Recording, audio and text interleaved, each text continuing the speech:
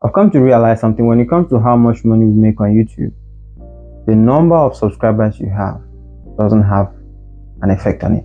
And that's very funny. Now, I'm not saying, don't get me wrong, I'm not saying subscribers doesn't matter. Of course, if you're a small channel, you want to get monetized, you have to focus on getting your first 1,000 subscribers because that's what you need to get monetized. Focus on getting your 4,000 watch hours, all right, in a period of 1 year, and then or you get 10 million short views in a period of 90 days. So when you get those things, you get monetized. Focusing on your subscribers that you achieve every day is not the best, and that's what I want to explain. So in this video, I'm going to show you guys why you shouldn't focus more on your subscriber counts after you get monetized. And I'll tell you guys the 2 things that affect how much money you make on YouTube, and I'll give you guys 3 tips to work on so you can increase how much money you make on YouTube. So let's get to it. With a subscriber thing, here's the thing. When you're trying to get monetized, of course, you're targeting your first 1,000 subscribers. That's good. Now, when you get monetized, try not to pay much attention to how much subscribers you achieve every day, because that's what we do as small creators. You know, we pick our phone, go online, open the app, and we're scrolling how many subscribers we achieve each day. The 2 things that affect how much money you make on YouTube: views and retention. Now, other things come into play like niche, you know, and topic of video, because different niches got different CPM. YouTube pays per 1,000 views. That's what CPM means, how much money YouTube pays you per 1,000 views. So if I'm doing like a channel that does like comedy, entertainment, they have their own CPM value. It's usually not very high compared to channels that make videos on like financial topics, tech reviews. Those, they have very high CPM. Okay, so that's also one thing that comes to play here. So but the main thing here is views and retention. This is the reason why you can see a channel with like 5,000 subscribers making more money than a channel having like 50,000 subscribers, because of niche and views. All right, so you can have a viral video with less than 100 subscribers. It's very possible. So this affects how much money you make. It's not really the number of subscribers. One thing that small YouTubers can ask is, okay, so how am I going to get views if I don't have an audience? Well, here's the thing. YouTube job is to recommend your videos. Okay, if you open your YouTube home screen now, you're going to see a lot of videos being recommended to you based on your interest. So that's the thing. It doesn't matter how big your channel is, or if your channel is brand new, if you create great content, YouTube will recommend it. So one thing that we also do to bore our viewers is we tax them a lot in one video. Like, you're going to tell your viewers to like, comment, subscribe, turn on the notification bell, and share in one video. That is a lot, man. That's something I used to do, but I don't used to say all that, but that's a lot. We can bring it down and start just giving them one simple task. Okay, tell them something like the video only. You can just say that, because if someone likes your content, they're going to subscribe anyways. They want to watch more of it.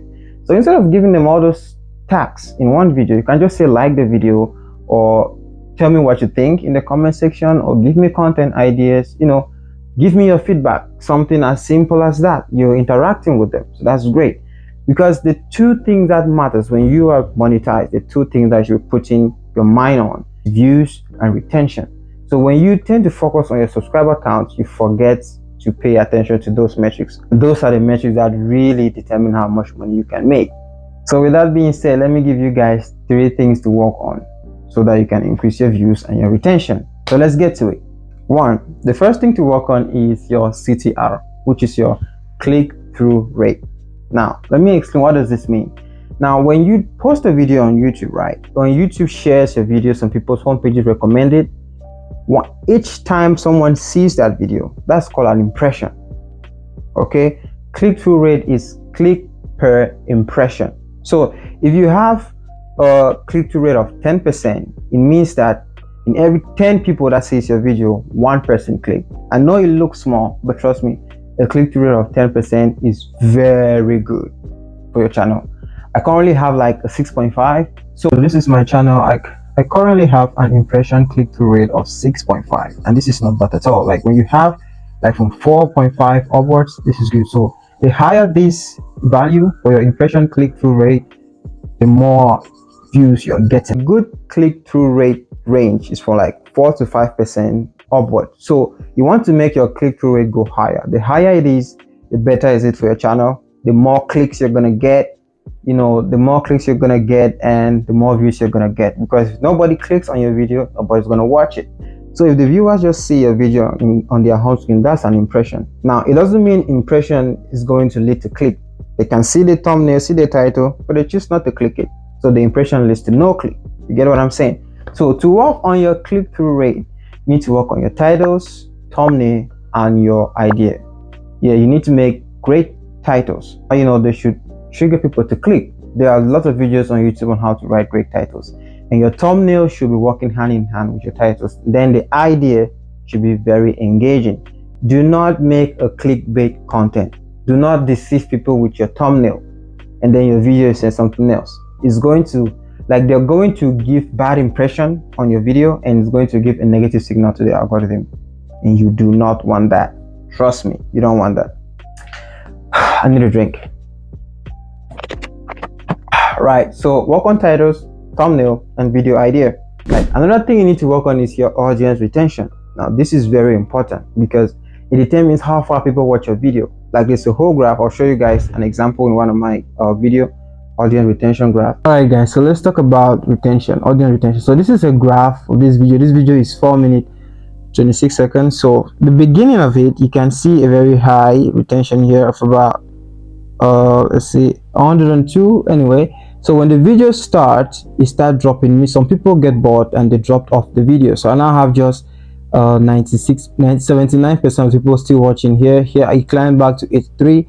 So if you go all through, you see that a lot of people left the video along the way, and the end just about 18% finished the video. All right, so this is not good for your channel, because, or this is not good for your video. This reduces the number of money you make, and the reason is this. Now if you, let's say 100 people were supposed to watch this video, right? They started watching the video. Let me just work with the 100. So while they're watching the video, when it gets to this point where you have just 48%, meaning just 48 people got to this point, let's say you have an ad here, an ad here, and an ad here. So just about 52% will watch the first ad, and YouTube is paying you based on the ads that are on your video. So when you get here, if there's an ad here, just 45% of people will watch it. So instead of 100, so the higher retention means more people watch your video all through, and meaning a lot of people watch the ads you place on your videos, which leads to you making more money, because the more people watch ads on your videos, the more money you make from YouTube. In your thumb, when you drop your video, right, people see the thumbnail and the title. Now they click on it to watch, and if you look at your graph, you see it sloping downwards. It means that people started watching and they dropped out. As the video is going on, a lot of people left. So you realize your audience retention is dropping down. Maybe at the beginning you had like 70%, and it's going out to 30, 40, 20, something like that. Now the reason is this: maybe you were late to deliver the value in the content. So you need to start asking yourself questions like, did I get straight to the point? Was the hook okay? Did I deliver the value I was supposed to in the video? You know, be it motivational, inspirational, educational, it depends on you. Did you do that? So you've got to work on that.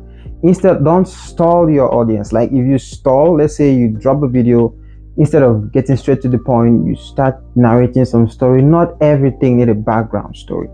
Just get straight to it. It's going to benefit you. When people watch your videos one or twice and they realize you're someone that gets straight to the point, they're gonna like that video mostly. They're gonna want to watch more, and each time they watch your video, even if they don't subscribe, YouTube is going to recommend your video to them again. You know, when you drop a new video, YouTube will put it in their home feed and they'll likely click again. To better your audience retention, you need to focus more on how you deliver your content. It's very, very important.